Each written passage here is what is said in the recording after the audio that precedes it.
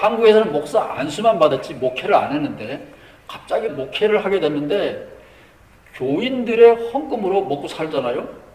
그러면 돈 받으면 책임을 져야 되잖아요. 그런데 교인들에게 내가 뭘 해줄까? 설교를 해야 되는데 저는 제가 믿을 수 없는 설교는 못하겠어요. 아까 그 이야기 속의 주인공 목사님처럼 이 세상에 400만 명이 코로나로 희생됐고 빠이빠이 인사도 못했다. 그거는 나하고는 상관이 없고 나는 오늘도 잘 먹고 잘 산다. 이렇게 배짱 좋은 목사가 못 되고 나에게도 말이 되고 이민생활을 하는 우리 교우들에게도 말이 되는 설교를 어떻게 할 수 있을까? 기독교 목사님들이 쓴 설교집은 전부 다 X예요. 왜냐하면 기독교 목사님들이 쓴 설교 내용은 전부 다 하면 된다예요.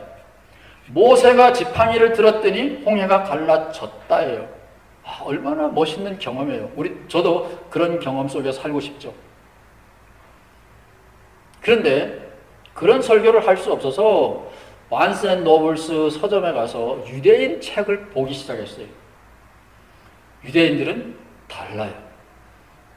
해도 안 된다예요. 그래서 수소문해서 히틀러의 수용소에서 이 죄수 번호의 문신이 남아있는 그런 유대인 부부가 있다라는 소문 듣고 저희 교회에서 모셔왔어요. 저는 궁금했어요. 하나님 어디 있느냐? 존신학자는 그게 궁금하거든요. 하나님이 누구며 하나님이 있느냐 없느냐 그게 궁금한 거예요. 그래서 그분 데려다가 물어봤어요. 너 하나님 믿냐? 뭐 하여튼 유대인 얘기 잔뜩 하고 다 끝난 다음에 하나님 믿냐? 하나님 어디 있느냐? 이 유대인이 두리번두리번 하더니 제 테이블 위에 성경책이 있었어요. 하나님이 저기 있대. 싫어? 그만둬. 하나님 알고 싶어? 저 책에 길이 있다. 그것대로 살면 되는 거야. 그래서 이거 수상하다. 나 같으면 하나님이 없다. 그러고 유대인들이 유대교를 이제 떠나야 되는데 히틀러 때에 유대인들이 600만 명이나 몰살당할 때 기적이 요만큼도 안 일어난 거예요. 홍해의 기적, 아브라함의 축복 그런 거 하나도 안 일어난 거예요. 그럼 하나님이 없는 거잖아요. 전능하사 천지를 만드신 하나님 아니잖아요. 아무것도 아닌 하나님이라고요. 그러면 유대인들이 하나님을 떠나야 되는데 저는 그게 궁금했던 거예요. 근데 이 유대인들은 하나님에게 대해서 질문을 안 해요. 그럼 뭘 하느냐? 하나님이 나더러 어떻게 살라고 가르치느냐? 윤리적인 계율. 기독교인들이 알아듣는 쉬운 말로 하면 사람의 길. 히틀러처럼 짐승처럼 사는 길이 있고 사람처럼 사는 길이 있다. 사람이 되고 싶으냐? 성경에 있는 대로 살아라.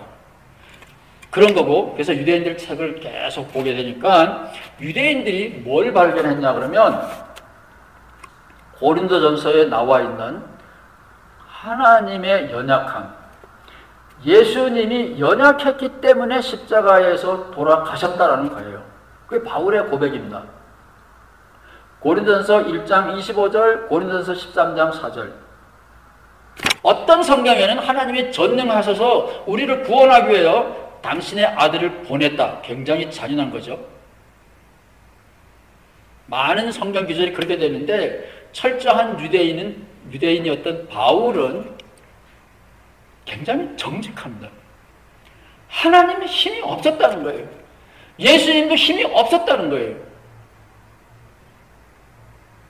그런데 하나님의 연약한 예수님이 우리를 인간되게 하고 세상에 평화와 사랑을 심는 길이다. 그게 지금의 유대인들의 고백이에요. 기독교인들은 아직도 모세와 아브라함의 종교에 머물러 있어요. 신학교에서도 그렇게 가르쳐요. 구약은 예언이고 신약은 성취다. 필요 없는 거잖아요. 내용은, 가치관은 동일한 거잖아요. 구약은 세상하고 똑같아. 힘, 우두머리. 제가 시골에서 교회를 다녔는데 어느 장로님이 젊은이들을 위해서 늘 기도를 이렇게 하세요. 속꼬리가 되지 말고 닭대가리가 되게 해 주시옵소서. 그게 성경에 있는 말이에요. 우두머리.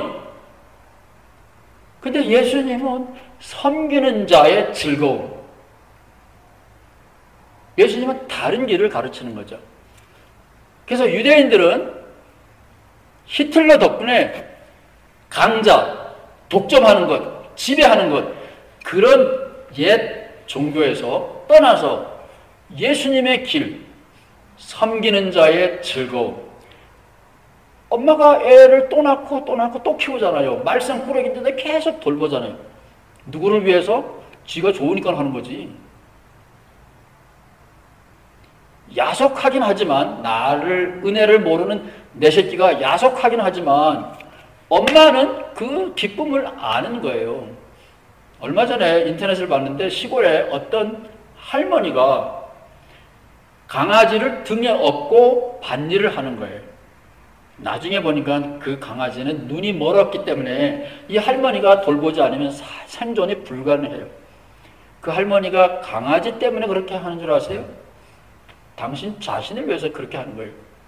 내가 좋으니까, 이것이 거룩한 일이니까, 이것이 하나님이 기뻐하는 일이니까 그거 하는 거예요. 자기 자신을 위해서 그렇게 하는 거죠. 그래서 유대인들의 책을, 설교집을 많이 봤어요. 그걸 보면서 아하, 유대인들이 옛날에 전지전능한 하나님이 아니라 예수님과 바울이 발견했던 그 전지전능한 하나님으로 패러다임이 바꾼 거예요. 틀이 바뀐 거예요. 모양이 바뀐 거예요. 기독교인들은 아직도 구약시대를 살고 있어요. 하면 된다라고 가르쳐요.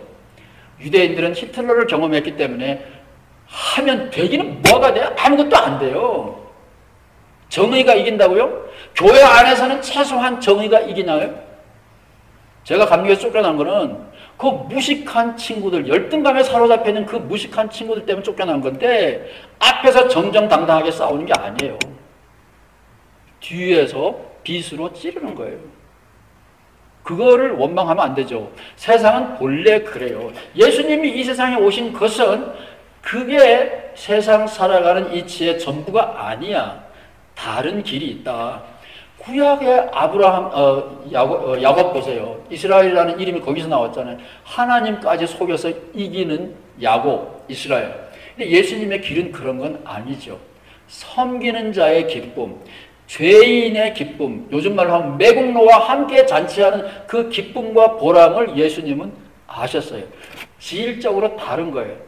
그래서 예수님의 길은 우리가 생각하는 것과 달라요. 전능하신 하나님을 내가 믿습니다. 구약식으로 믿으면 나의 적들을 물리쳐주는 전능하신 하나님이에요.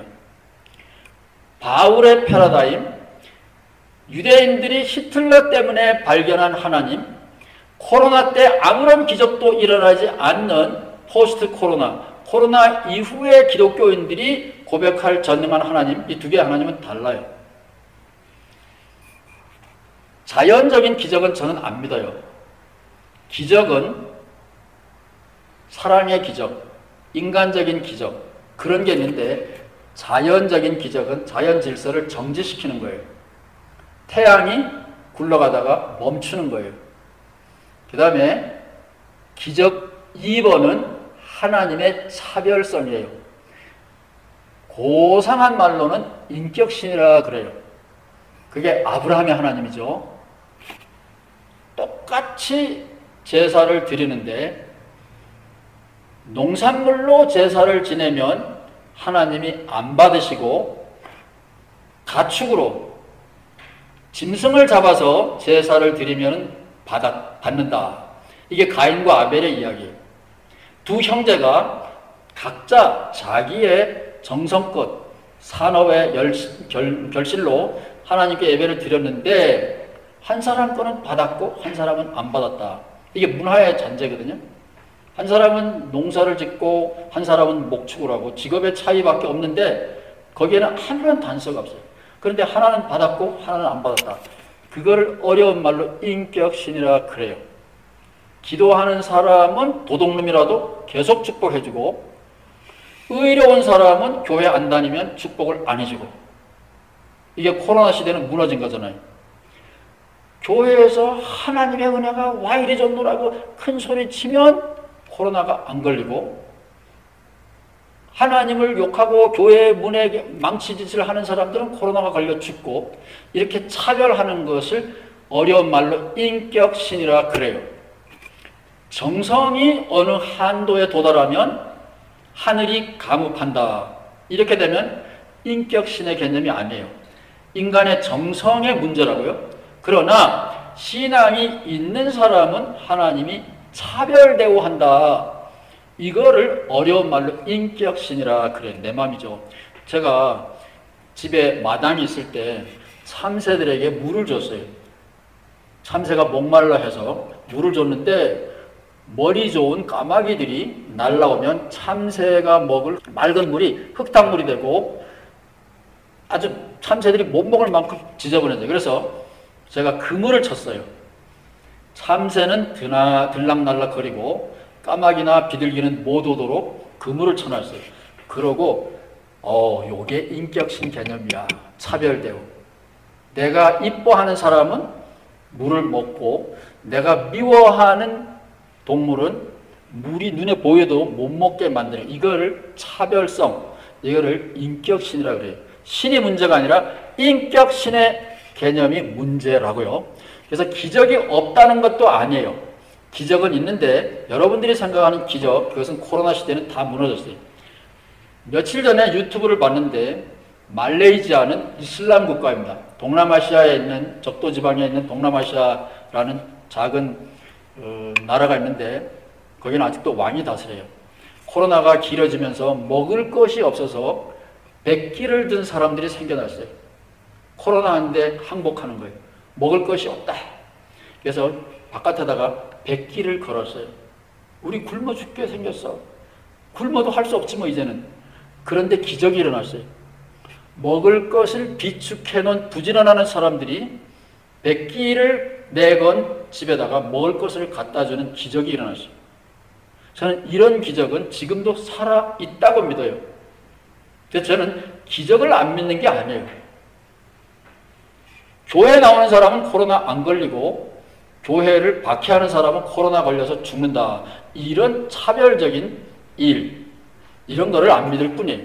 그래서 오늘의 이야기로 돌아가서 이 코로나 시대가 지나가면 많은 변화가 올 텐데 주일 성수 하는 거하고 안 하는 것 차이가 없죠. 처음에는 주일 성수 몇 번만 안 하면 뭐가 박살 날 거라고 생각을 했는데 이게 장기화되면서 아니구나. 11조 안 하면 사업이 망할 줄 알았는데 이것도 아니구나. 옛날에 철석같이 믿었던 거는 다 XX예요. 유대인들이 히틀러를 통하여 경험했던 것을 지금 지구촌의 기독교인들이 짧은 시간 동안에 경험하고 있는 건데 생각을 안 하는 거죠. 왜냐하면 생각하면 교회 못 나가니까. 친구를 만나야 되고 그러니까 그냥 접는 거죠. 그렇지만 이제 이 코로나가 끝나면 새로운 기독교는 저는 가능하고 이 기독교가 이 하나교회를 통하여 계속 전파되기를 바라는 거예요. 여기는 여건이 굉장히 좋아요. 인적 자원도 있어요. 미안하지만 여기는 돈도 있어. 열정도 있고 지식도 있고 돈도 있어요. 그게 다 필요하거든요. 그래서 하나님에 대한 개념, 이해를 유대인들에게 배울 수 있기를 바라는 거예요. 제가 한국에 가서 제 제자 목회자 부부를 만났고 그 부인이 장로교에서 신학을 많이 공부를 했어요. 그래서 좀 물어봤어요. 저는 자나깨나 하나님이 아니라 예수 얘기거든요. 하나님도 예수의 하나님을 저는 좋아해요. 아브라함의 하나님, 모세의 하나님, 그거는 이 시대에는 안 맞아요. 그래서 예수의 하나님을 좋아하는데 그 목회자 부인, 신학을 졸업한 그 목회자 부인 50이 아직 안 됐을 거예요. 예수 좀 믿으면 안 되냐? 목사 부인에게 하는 소리에 예수 좀 믿으면 안 되냐? 뭐라 그러는지 아세요? 그거 왜 필요한데? 너무 이상하죠. 그래서 물어봤어요. 예수가 왜 필요하냐라는 당신의 질문의 의미가 뭐냐? 내가 하나님 믿는데 기도하면 하나님이 응답하시는데 그러면 된 거 아니냐? 예수식이나 그거 왜 필요하냐 이게? 뭐 틀렸어요? 모자라는 게 있어요? 내가 죽을 때 예수의 피로 대속돼서 천당 간다. 이거는 물론 믿고, 그러니까 사모님이 됐죠. 그러니까 신학교를 나왔죠. 그거는 믿어. 그렇지만 일상생활 하는 데서 하나님 믿고 기도하고 응답하고 뭐가 더 필요한 게 있어요? 그게 지금의 기독교예요. 그거는 기독교가 아니죠. 모든 종교가 그런 거죠. 기독교는 예수님에게 기초를 두는 거죠. 바울 선생님이 발견한 게 그거예요. 고린도전서 15장의 비밀은 바울이 베드로와 야고보가 만난 예수님, 이 진짜 예수님이잖아요. 그 예수님과 내가 예수님이 승천한 다음 3년이나 5년 후에 사막 한가운데서 증인도 없는 상황에서 만났던 예수님이 동질이다라는 게 고린도전서 15장의 핵심이에요. 말이 안 되죠? 사도행전은 바울의 부활 체험이 가짜다라는 것을 주장하는 거죠. 그래서 예수님이 40일 후에 어떻게 돼요? 승천하잖아요. 마태복음에는 승천 안 해요. 여러분은 예수님은 당연히 승천했다고 생각하는데 교회마다 다 달라요. 이미 처음 교회가 그래요. 엄청나게 다른 거예요. 그래서 열받아가지고 바울이 베드로와 야고보 예수님을 만나긴 만났지만 예수님을 모른다. 그리고 내가 너희들의 신앙으로는 승천한 다음에 예수님을 만났지만 베드로가 만난 부활 주님과 내가 사막에서 증인 없이 만난 부활의 예수님은 동질이다. 이거를 제가 곽전 때 감독한테 읽어주니까 에이씨 성경이 틀렸네. 성경이 틀린 거예요? 틀렸죠. 왜냐하면 교회는 그렇게 안 가르치거든요. 그런데 저는 이 바울의 체험, 바울이 예수님을 다시 발견하게 됐는데 이 바울의 체험에서 기독교는 새로 설립될 수 있다고 봐요. 목회자가 신학적으로 자유로워야 되고 열심히 사셔야 되고 노동도 할 수 있어야 돼요. 그래서 저는 이 교회에 대하여 기대가 많이 있습니다. 이 코로나 이후에 어떻게 될지 몰라서 한국의 인터넷 사이트를 보면 많은 목사님들이 모여서 고민을 많이 해요. 그런데 문제의 핵심이 뭔지조차 몰라요. 사도신경 제일 첫머리를 예수님하고 연관시켜서 이해하는 것이 유일한 대안입니다. 바울이 그렇게 했고 히틀러를 만난 유대인들이 이미 그렇게 했어요. 예수라는 이름은 안 쓰지만 유대인들은 연약한 하나님을 따라가는 것이 인간 나를 구원하는 길이다. 지금도 고백하고 있습니다. 기독교인들은 환상 속에서 살아요. 모세의 하나님, 아브라함의 하나님, 그게 자꾸 길이라고 교회에서는 그렇게 가르쳐요. 그래서 구약의 가치관과 신약의 가치관의 차이를 기독교에서는 요만큼도 의식 못해요. 그래서 이 교회가 가지고 있는 시대적인 사명은 굉장히 큰데 한 가지만 더 이 강 목사님이 가지고 있는 장점 한 가지만 더 얘기 드리면 원래 불교는 신 없는 종교였어요. 여러분 그런 얘기 들어보셨는지 모르겠어요. 부처님은 신들이 많은 나라에서 태어났어요. 그런데 부처님은 신은 필요 없다고 가르쳐요. 이게 엄청나게 중요한 가르침인데 기독교 신학자들이 이 이야기를 알게 되고 나서 기독교 신학자들이 충격을 먹었어요. 종교, 그러면 하나님과의 모종의 관계인데 불교는 하나님 필요 없다고 가르치는 종교니 이걸 종교라 그래야 될지 그냥 세상의 이야기라 그래야 될지 모르겠다. 굉장히 어려운 문제였어요. 지금의 불교는 기독교가 똑같아. 기도하면 응답받는다 그거예요. 제가 개별적으로 만난 LA에 바냐사라는 절이 있어요. 거기에 주지스님하고 제가 얘기를 해봤어요. 그 바냐사 법당에 불상이 3개가 있는데 부처님 불상은 없어요. 그래서 제가 물어봤어요. 비즈니스에 도움이 안 돼서 그렇게 하신 거지요? 그렇대. 부처님은 뭐예요? 버려라, 버려라, 버려라. 다른 불상들은 다 주는 거예요. 건강을 주고 천국을 주고 공부 잘하게 해주고 관세음보살 기도 응답하고 다 주는 건데 부처님은 야 쓸데없는 짓 하지 마라. 다 버리라는 거예요. 미래의 기독교는 히틀러도 알고 코로나도 알아야 되는데 플러스 초기 불교의 지혜를 반드시 알아야 돼요. 이 여건, 이 조건을 다 갖춘 특별한 교회가 이 교회예요. 저는 강성도 목사님 개인에게 아부하려고 헛소리 하는 게 아닙니다. 이런 여건을 다 알고 있는 영국의 유일한 살아있는 조직신학자가 있는데 단 큐핏, 그 양반은 80 중반쯤 됐어요. 멀지 않아 세상을 떠날 거예요. 그래서 기독교에 대한 애정을 가지고 기독교를 충분히 알고 원시 불교를 충분히 알고 인간에 대한 끝없는 애정을 가지고 있는 학자, 지구상에 몇 분 안 돼요. 여러분은 귀한 목사님과 함께 계신 줄 아시고 이 시대적인 역사적인 사명 잊어버리시면 안 돼요. 이건 개인의 문제가 아닙니다. 감사합니다.